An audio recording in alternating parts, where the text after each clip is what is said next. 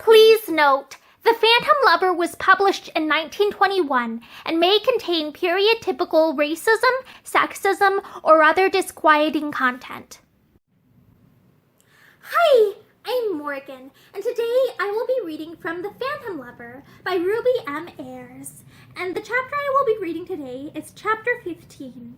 It was raining and miserable when Mickey arrived in London. The roads were wet and slippery, and every taxi and omnibus splashed pedestrians with mud.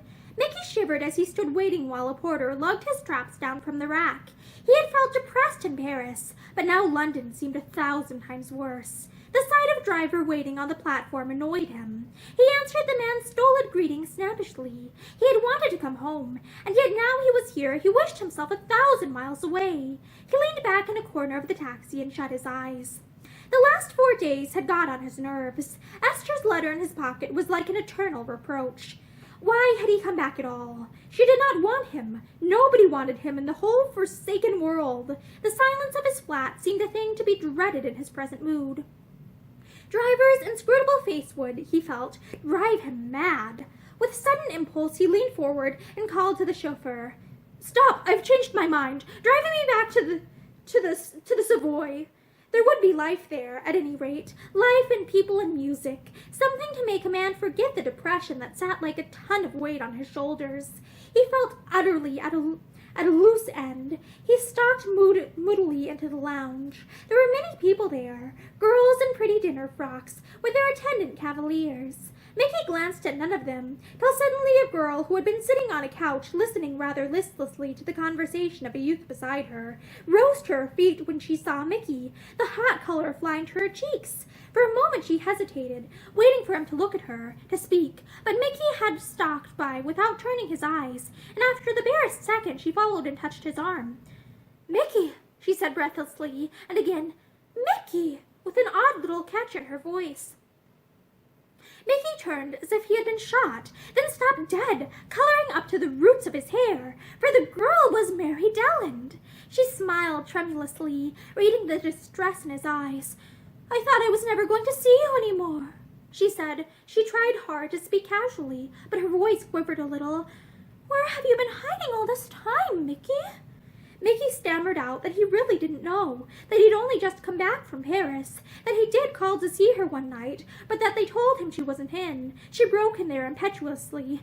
"I know. I'm sorry. It wasn't my fault. I was there all the time. Mother—" She stopped, biting her lip, but there was no need to explain further. Mickey could well imagine that it was by Mrs. Delland's orders that the butler had said, "Not at home." His heart was full of remorse as he looked down at Mary. Such a little while ago he had thought of her as his wife.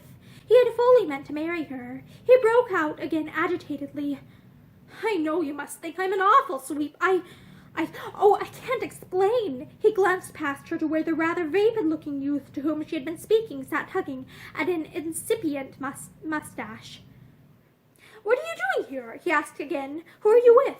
She told him that she was with her married sister and some friends. "We're going to have dinner here," she said. She was longing to ask Mickey to dine with them, but was obviously afraid to do so.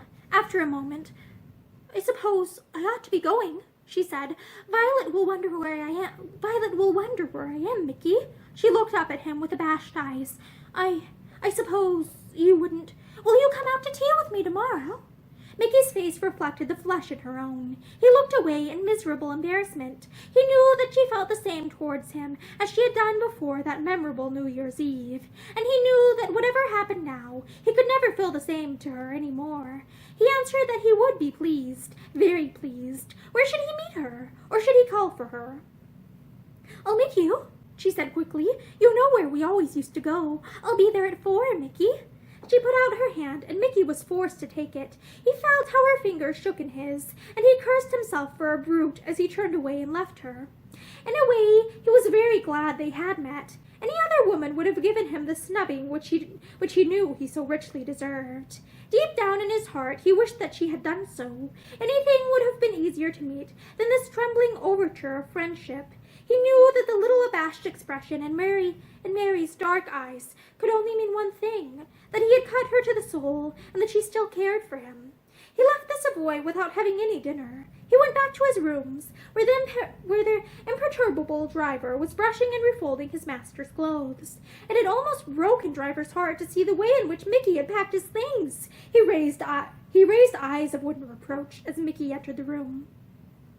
There was a pile of letters on the table. Mickey flicked them through carelessly. Nothing of interest, a few bills, and a good many invitations. Nothing from Esther. Not even a note from June. He sat down by the fire and proceeded to cut the many envelopes open.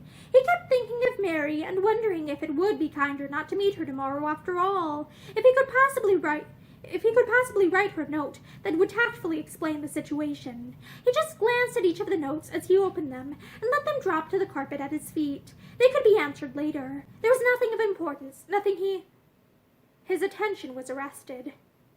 Dear Mr. Mellows, I wonder if it will be asking too much of you to come round and see me one afternoon for half an hour. Yours sincerely, Laura Ashton. Mickey glanced quickly at the address at the top of the paper. It was from Raymond's mother. What in the world could she want with him? He wondered blankly. He looked across at Driver. This note, the one that came by hand, when did it come? He asked. Driver replied that it had been there for 2 days. He waited a moment, then went on brushing Mickey's coat. Mickey felt rather disturbed. Raymond's mother! What in the wide world could she want with him, supposing it were anything to do with Esther? He wrote a note in reply at once, and said he would call the following afternoon. He could just look in early for half an hour, and go on afterwards to meet Mary. It was strange how he dreaded both these appointments. He felt ridiculously nervous when he reached Mrs. Ashton's house. For the first time it occurred to him that possibly Esther would be there too. He was kept waiting some minutes in the drawing-room, minutes during which he wandered restlessly about, staring at the pictures and the photographs. There were many portraits of Raymond at all stages of his checkered career, smiling and handsome. Mickey turned his back on them with a feeling of disgust. The door opened behind him, and, turning sharply, he found himself face to face with Mrs. Ashton. She came forward with outstretched hand. This is kind of you, Mr. Mellows. I did not know you had been away till I got your note this morning. I was wondering why I had had no reply to mine. Mickey blurted out that he had been in Paris, that he only came back yesterday evening. Mrs. Ashton's face changed a little. Paris! Have you been with that son of mine? She asked sharply. Mickey colored. I met him, quite by chance, though. We were not together more than a few minutes. She smiled rather ironically. Have you got tired of him at last, then? She asked. She moved over to the fire. She looked back at Mickey quizzically. I have often wondered how you put up with his friendship so long, Mr. Mellows, she added rather sadly. Mickey felt embarrassed. He had always liked Mrs. Ashton. He stammered out that he and Raymond had always been very good friends. She drew her chair a little closer to the fire. Very well. Then perhaps you will be kind enough to answer a question I am going to ask you. Mr. Mellows, what was the name of that girl at Eldred's whom Raymond was always about with before Christmas? The question was so unexpected that Mickey was utterly taken aback. Before he was aware of it, he had told a lie. I don't know, at least. He always spoke of her as a lolly. I never once saw him with her, Mrs. Ashton. He never introduced me to her. She looked rather incredulous. And yet you were such friends, she said. Mickey colored. Our tastes were not always identical, he said rather stiffly. I am not very interested in women, and he is, she finished for him. There is no need to tell me that. I know my son, so you cannot tell me the name of the girl. I had hoped that you would be able to do so. Mickey met her eyes unflinchingly. I dare say I could find out, he said, if she is still at Eldred's. She is not there. Mrs. Ashton looked up at Mickey with an anxious line between her handsome eyes. Mr. Mellows, I have always prided myself on my sense of justice, and somehow lately I have got an uncomfortable feeling that when I forbade Raymond to have anything more to do with that girl, it would have been better if I had advised her to have nothing more to do with him. He is my son, and perhaps it seems strange for me to speak about him like that, but you cannot have been friends with him all these months without finding him out, so I need not apologize.